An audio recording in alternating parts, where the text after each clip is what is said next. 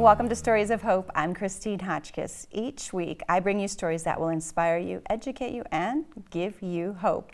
I want to thank my studio sponsor, the Motivated Mind Group, your global creative agency based right here in downtown Chandler. Today, my guest is Sharon Malone, and she was involved in a single-car rollover accident on October 24th, 2012. She is a paraplegic. She fractured her neck in her C5, C6, her pelvic, and there's so much more. And she's in one piece, so to speak, with a lot of inspiration. I always say to people, you're one moment away from change and tragedy or trauma, and I have someone here that will explain all of that.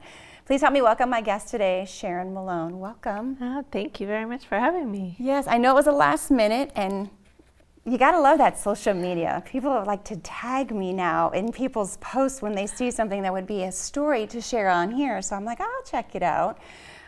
Especially when it's life-changing, that can help someone else, because I think we're naive to think that we're gonna always be this one way and not realize that something can change in an instant, right, whatever it is.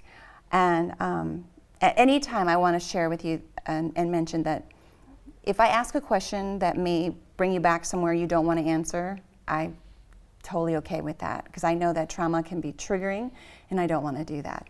But I also am grateful for the fact that you're being vulnerable and open to be able to share your journey, because you are here. And anyone knows in a rollover accident, there's always the possibility of death. Absolutely. So you were in a rollover auto accident in October. Can you tell me?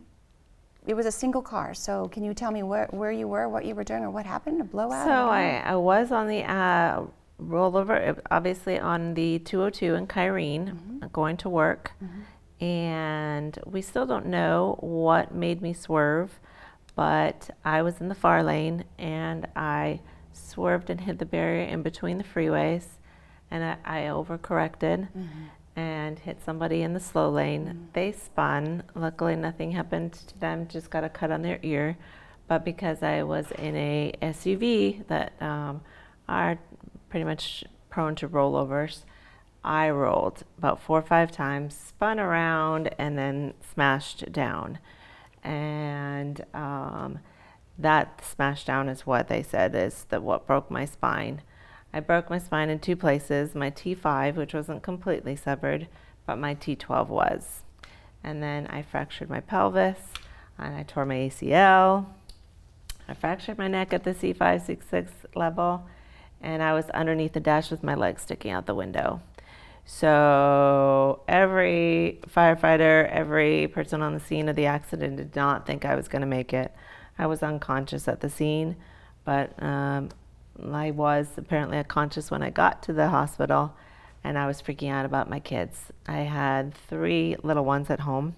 They were 2, 4, and 7 at the time of my injury. So I guess I must have been freaking about them. So they, put me in a medically induced coma for 4 days. So I'm going to assume with what you said, they were not in the vehicle at the time.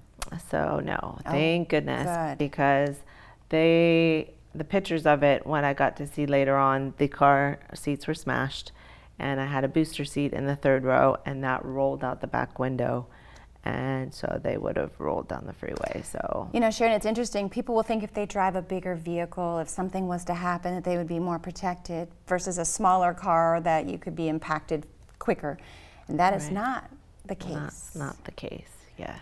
But it did save your life still, too. But yes, so I'm very thankful to be here, and I'm thankful that the kids were not in the car. I am, too. And so I was in the ICU for 15 days.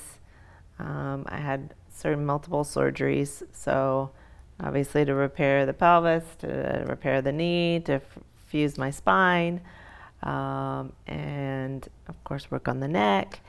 And so yeah, I was in ICU for 15 days. And then I decided to rehab at that hospital at Scottsdale Osborne, just because I had multiple injuries, multiple doctors. So I wanted to stay with the same people that I had been working with. Makes sense. So, which made sense. St. Joe's is no more specific to spinal cord injuries. But like I said, I wanted to stay with kind of the doctors I was with. So we hear a lot of injury, a lot of brokenness. Yes. That's on the physical. What about the inside? When you found out you weren't going to be able to do what you knew you were able to do prior to that? Yeah, the emotional roller coaster obviously is there. I didn't have really, a lot of the times you have that stages of grief, just like a loss of, anything, you have that loss of something that you once had. And I was in mom mode. I was like, that's all I would do is I would be thinking about how am I going to be that mom that I was before? How am I going to be able to do this? How am I going to be able to cook and clean and, to put them to bed and all those little things that you think of as a mom. And that's what freaked me out the most.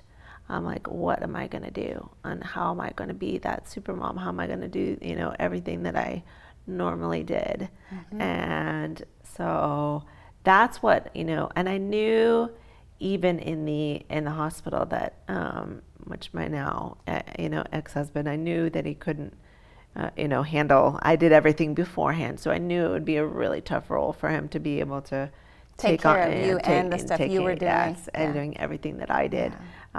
So I would cry, and they, during, my stay, and that's when they would, be wondering, do we need to see, some, I'm like, no, it's just, I need to figure out how to be back to where I was. You have now a different grievance because now you had something that you didn't want someone to have to figure out how you were going to do everything, but you also knew that that possibly was going to be an even bigger burden. Right. And I didn't want to put that burden on anybody else. It did not. I was very, very independent beforehand. So it was very tough to transition into something that I would have to ask for help. So everyone in the hospital would ask me, like, who's going to do this for you? Who's going to do that for you? And I did not want anyone doing it. I said, you're going to teach me how to do it, because I don't want anybody else to do these kinds of things. These are not something it's intimate things, and you're just like, no, don't want anybody else to do anything like that. So what part of your, what is your capacity right now as far as? So it's the chest down. So it's paralysis from the chest down. I do have some sensation. So like if, touch and things like that, hot and cold, I can still feel it kind of zings. So that returned, which was a good thing. But still no mobility.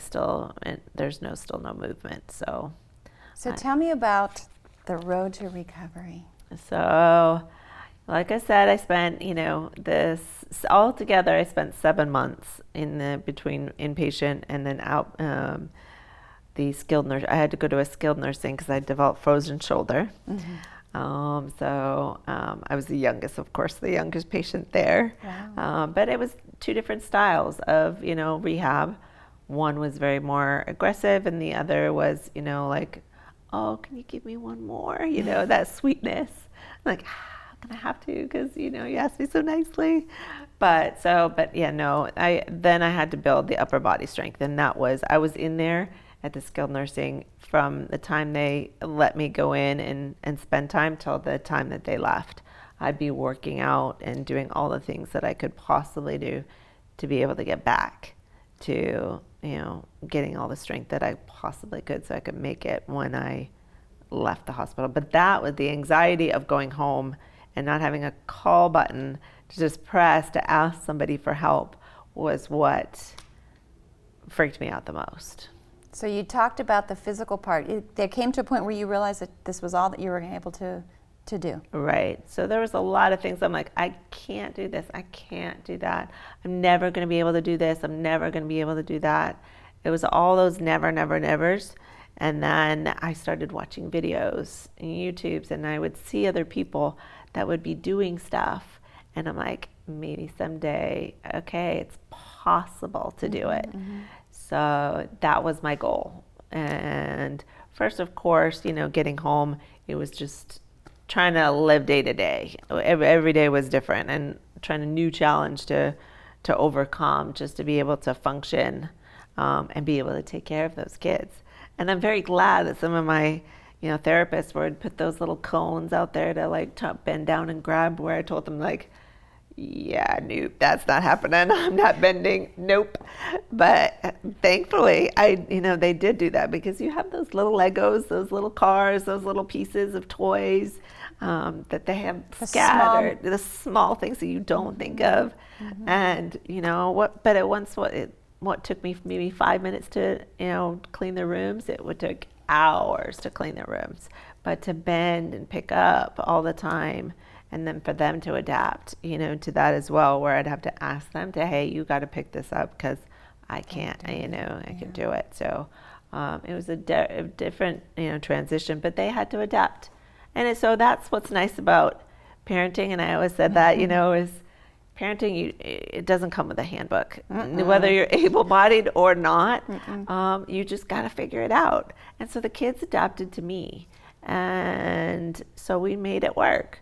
They didn't see anything different. They didn't know any different, because, this is a new experience for them just as much as it's a new experience for me. And I like the fact that you said adaptive. There are people who are out there who have the ability, like myself, to do things. Right. And to hear them say, I can't do that. Yeah. And yet I sit with many people, you're one of them, right, that you're like, no, I'm going to have to figure this out. Yes. And I like that you said that. It's not a matter of I can't do it, it's a matter of I have to do it. Yes. So now that was a bad word in our house, was I can't. My kids know that one too. No. If I can do this, yes, you can do anything. Now, whether you want to do that or, you can change that little wording there. But so we talked about the journey of the physical rehab, but there's a mental health part too. How did you get through that? I'm sure there's a time where you got frustrated, depression. Why did this happen? How am I going to get through this? Because now this is your new norm for the rest of your life. Yeah, I mean, it was a very tough transition. I wasn't as depressed as most usually are, because I had a focus. I had to be a mom. I had to be able to figure those things out. So I didn't have as much time as, which is in a way a good thing. Don't get me wrong. I was very motivated. So I was just trying to find, how do I make myself more independent to be able to do the things that I needed to do as a mom. So that was one of the good things. I mean, some of the things that did trigger, then I did start getting out in the community. And that really brought me back to, okay, I can do this. Because I saw other people doing things that I didn't even think would have been possible. And so I always encourage people, to get out and start doing things. Because there's so many things. There's nothing you can't do. I just got to do it in a different way. So, I mean, I've done, adaptive sports. I've done water skiing and jet skiing, and, I've done, skydiving, the scuba diving. I've interviewed some of these organizations that you're talking about that give the ability, having a different ability is what I've been told. And I love that there are people out there that are willing to do that so that someone else can still enjoy life. Yeah, Ability 360 is such a great... I have to go down there. We talked about that on the phone, which is another thing we talked on the phone too, is you drive. I do. So tell us more about how you are able to drive, because I actually physically have not seen anyone get out of a vehicle that drives. I see the ramps, but I don't ever know if that's the person that's in the vehicle or if it's someone else I don't know. So tell me more. How are you able to drive? Everybody's intrigued by it. So 10 months post-injury, I started taking driving lessons with a company that's called Driving to Independence.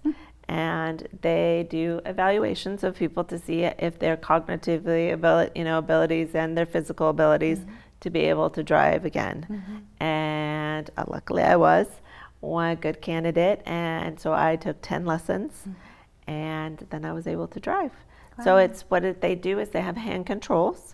There's hand controls that go towards the brake and the accelerator. So that's kind of like a rod that goes to each one. And so it's down to accelerate, that goes into the, obviously the accelerator, and then forward to brake. So that's attached to the brake. So it's just using your hands in order to, but there are many different versions. There are people who are quadriplegics, that have dexterity issues. Their hand controls might be a little bit different than mine so that they can grip it. I've seen tetraplegics even driving with their mouths. You name it, it's possible. Now I am naive because I didn't yes, realize it that. is amazing that how many ways people can drive. And so yes, I do. And you can do, cars, or you can do, I ended up doing a minivan, which I never said I was never going to be that soccer mom. I'm not going to get a minivan, but here I was, with a minivan. So, but that's okay. So I got a Toyota Sienna, and I had to really measure it because I had 2 car seats and a booster seat still. So I had to have 3 that would fit in there. So any car I test drove, I had to put all 3 of them in there in order to make sure that it fit for our family. But after the 10 lessons, I got a driver's license, I was good to go. I just I hated the feeling of somebody else taking care of my kids or taking my kids places. That just was like a dagger into my heart. I'm like, no, I am their mom. That's my responsibility. That's my job. And then, of course, they'd have field trips and, things at school plays and you name it at school. I'm like, I want to be there for that. I felt like that was my purpose. That even though, because I worked all the time, and so I would come home, just cook dinner and, clean up, and then it's bath, bed, and that's it. So now I got to spend more time with my kids, and I actually got to raise them instead of somebody else raising my kids. So I thought that was kind of like a blessing in disguise, that I got to actually be a part of every single thing that they did. Well, and here I'm listening to you talk about how you already spoke about what you don't have the ability of, and now you've got 3 small ones, all in car seats. Was there a point of frustration when you were used to, and I'm visualizing this because I am an abled body, to be able to move and pivot and all of that. Now you've got another, I don't know how the word is, you have a different ability to be able to do the same thing an abled body would do. Right. Was there a point where you were frustrated? Because now you have car seats and stuff. Oh yeah, because you're going sideways to try and clip those belts, and so they kind of learned themselves how to, buckle themselves up. Of course, yes, my 7-year-old, he was able to, strap himself. What is your biggest struggle, if you've had any at all? I don't really see myself struggling too much. At first? At first, when I was first injured, it was, trying to roll over, trying to, pick things up. Definitely cleaning. That was horrible. I was not good at that. Cooking, nope. Didn't like it beforehand, don't get me wrong. So I didn't like cooking beforehand, but to do that then, and do dishes, I'd have to do it sideways. It's very frustrating. My refrigerator, I have an island, so I'd have to go in, one way to get to the refrigerator, and I have to go all the way around to the island to get to the freezer, and that's still frustrating to this day that it's not as, I'd love to be able to just take that out and, have that just space to go in. But I've made things more, because even stove, I had to, the knobs were in the back, so trying to reach over, try not to burn yourself, but do it at the same time, All the things that we take for granted. The things that you take for granted. Yeah.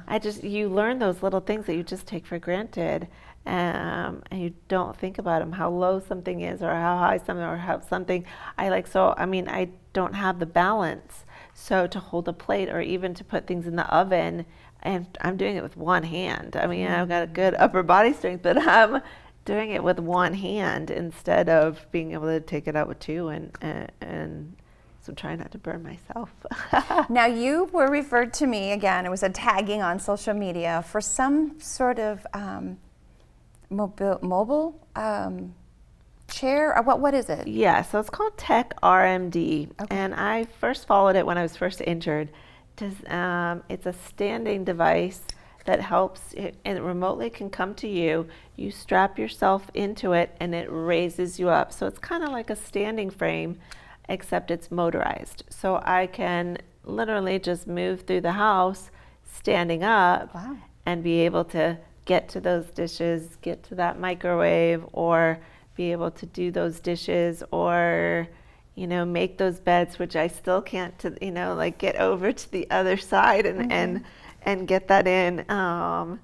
So just the little things. And now it has even an outside version where you can go over grass. And because I had kids that were all in sports, they were in soccer, volleyball, everything. And so to be able to go over those things, and what's most important to me, and I still to this day, that was the thing that was even in the hospital, I was thinking of future, I want to be able to walk my kids down the aisle, someday. And that was my goal. When I was trying to, walk, that was my goal. But now if I had a standing device, that I could literally walk them down the aisle someday. And my son's graduating, he's a senior. So it'd be, great to be able to go down graduation and be upright for photographs or upright for, instead of them bending down to me, I can actually be at their level, even though now all my kids are, even my 2 girls that are 12 and 14, taller.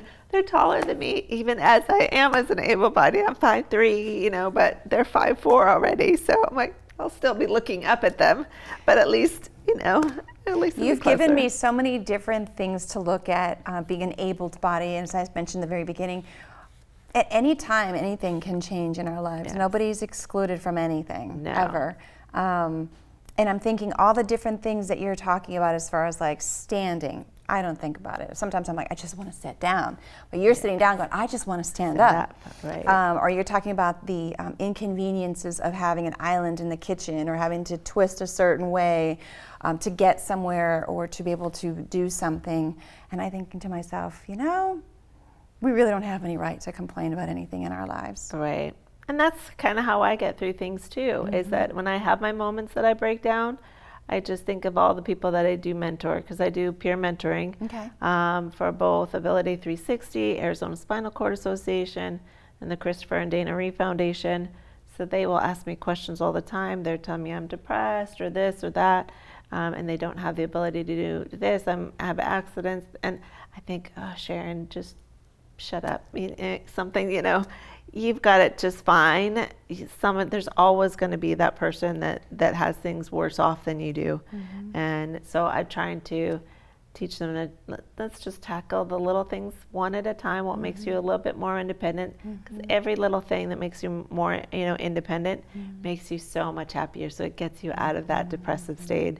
So I said, get out in the community, do all those things that you want to do, because like I said, there's nothing you can't do. You just got to do it in a different way. So what's the mentoring part? Be specific on that, because you just listed 3 different organizations that you're with, and you said the Christopher and Dana Reeve Foundation. Dana Reeve. Oh, yeah. Reeve. So yes, Like Christopher Superman. Reeve. Superman. Yes. Okay. So that had to be the super mom. Oh, so yes. okay. So Superman. So they do have a peer mentoring that's nationwide. And so they usually pair me up, and it's now, I usually talk to moms, and that's what I didn't have. I needed somebody that was a mom. I had somebody that was a male that came in that was a mentor. I'm like, you can't relate. I'm like, I need, so I try and match up, and that's what they do. They'll match people up with me and say, hey, you'd be a great fit to talk with this person. And they've got some questions. They would, love to talk to somebody. And so then I just start communicating with them. And so, I've had moms that, What's the youngest age that you've actually had to mentor? Probably in the 20s. Yeah, I go anywhere from the 20s and, to even 50 and 60. So it doesn't really matter. And sometimes, they are more comfortable talking to even a male's more comfortable talking to a female, which is totally fine. We're trying just, what are you comfortable with? What are the issues that you have? And then what level of injury, so you can kind of relate. But if I have so many friends that I can say, oh yes, I know who would be perfect for you. So. And I don't know if this is really the right question to ask before I ask my final question. Is there a success story that you have had, or multiple, when someone comes in having a new injury and thinking they can't do all these things because their mind was set in a way that was previous to an injury that has now changed them physically? Do you have any success stories where someone came in with this negative attitude and now have something that says thank you? I mean, I would think that being a mentor, that's what you're there, is to help them figure out how to get to a point where they don't have to be stuck in the feeling that they have no ability to do anything. Yes. So I had one mom that had 3 kids. They're pretty similar to the ages that my kids were. She didn't know anything about driving. So I talked to her about driving, and now she does drive. She's now starting to travel. She never thought that was possible. I'm like, I've been to Disneyland, I've been to SeaWorld, I've been to Universal Studios, I've been to all the theme parks. I've been to Vegas. I've taken them. I take them everywhere. Just got back from Cabo with my son. I've gone scuba diving in Cozumel. So I'm like, no. You can do it. You can travel. Here's some things. Here's some tricks. Here's some tips. That make it make it more successful, more less anxiety. And she's gone to Cubs baseball games, and she's planned this trip to California. She lives in New Jersey. Nice. So she's planning to go to Disneyland with her kids, with her boys, for her 50th birthday. So she's like, because of you, I've been able to do, Nice. I've been able to know that it's possible. Right. And so that's the dream of mentoring. I have to say, and the whole time you're saying this, my son is 28, and kids always like to say, I can't. And I always said, can't isn't an option until you've tried. Exactly. And here you have gone through every different thing, yes. ages, the types of injuries, whatever the thing is, and you're like, no. It goes back to what I said, can't isn't an option until you've tried. And then you can't even say I can't because now you've tried. Right. And that's what I wanted to teach my kids.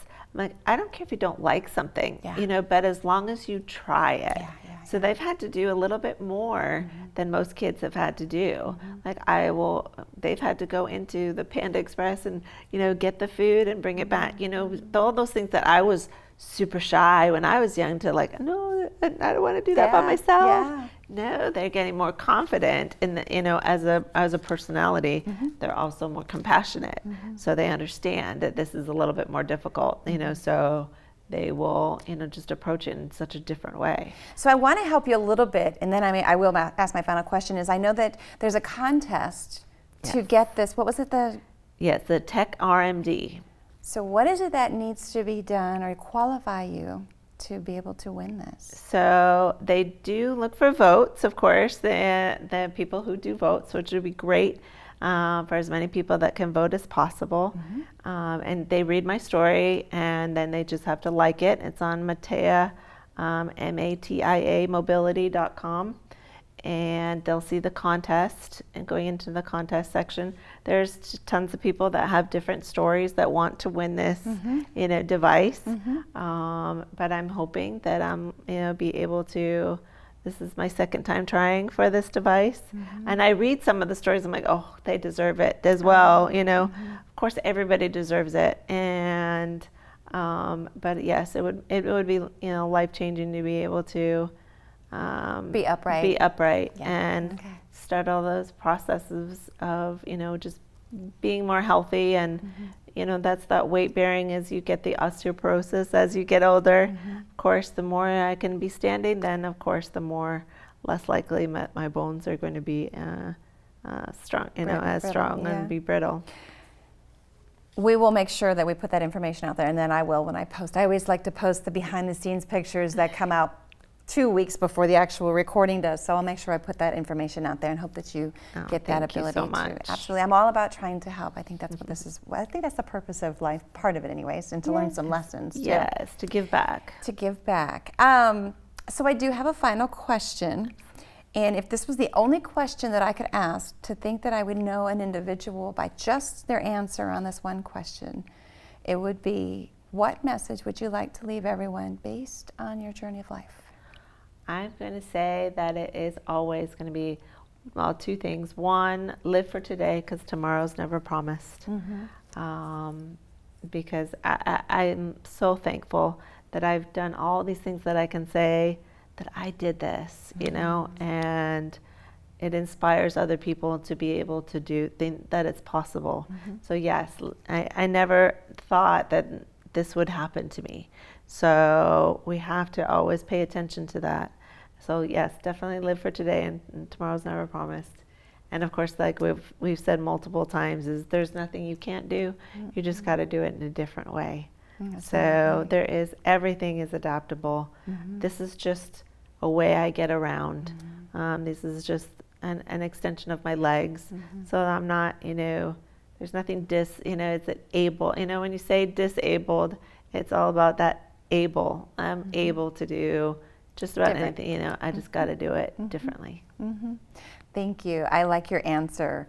There's so much to be pulled out of all of what you just said, and I appreciate that very much. Yes, thank you so much. I am so grateful to be able to sit here as often as I do to interview people that keeps me grounded. Yes. And even though I have my own story, I'll say I know how to deal with my story. I know how to live with my story. Correct. So I don't ever tell anyone I can't imagine. Right. Because I don't want to. Right. I only have to deal with my own. But I have also learned that people say that because they don't know what they would do until they would have to. Right. Yeah. A lot of people that I encounter are like, I don't know what I would have done if that had happened to me. Hopefully And they won't find out. Hopefully they never have to find out. But you've got to have that you have to have that in you as well, to be able to overcome, I've had very supportive parents, and they have the ones that have taught me that independence. So they are my inspiration as well, that they've taught me well, and then that's what I hope that I have taught my kids, so that if there's an obstacle in their life, that they can overcome it, because they know if I've overcome what I've overcome, then they can overcome what obstacles come into their lives. I think that goes with that saying that you don't know how strong you are until strong is all that you have. Yes. Yeah, it makes That's sense a great now, doesn't one. it? Thank you again for being my guest. Oh, thank you so much for having me. Such a short notice, and not knowing each other, I love the best part of people coming in here saying, I'll come into studio. So thank you. Yes, thank you so much. I want to thank my studio sponsor, the Motivated Mind Group, your global creative agency based right here in downtown Chandler. If you have a story that you want to share that would help someone else along their journey, please email me to the address of stories@christinehotchkiss.com. And if you'd like to be a sponsor, you can also email me to the address of stories@christinehotchkiss.com. Until next time, everyone, I wish you well, and you take care.